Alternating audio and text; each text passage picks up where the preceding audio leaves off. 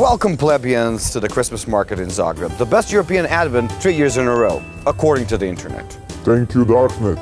We are expecting your visit. Did you know that in 1892 Nikola Tesla offered the city of Zagreb to build an electrical grid and they said no?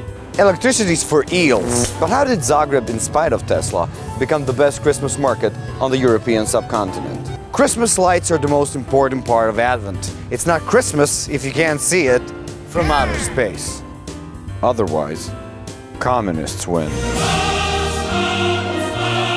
Millions and millions of lights are illuminating this Christmas fable of ours, but all of that could not be possible without tradition. Tradition is working with the same people every year. The same company that puts up Christmas lights is the same company that is responsible for the city's street lighting, despite the expiration of the contract. The contract that the state declared unlawful.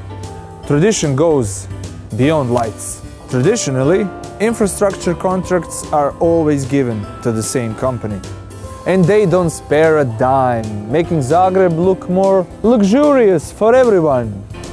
From a public toilet worth 1.5 million kuna to a bus ticket booth worth 5,700 euros per square meter. Suck it, Paris. Tradition.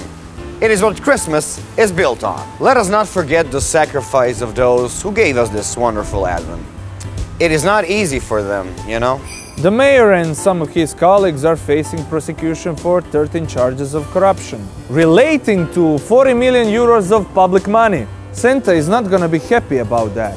But that won't stop Christmas, or baby Jesus getting bribed by 3 political officials. We hope you'll follow our next episodes. It would be a shame if you were left uneducated. All the best for holidays, Merry Christmas, or how we say in Zagreb, Sve samo lopovi!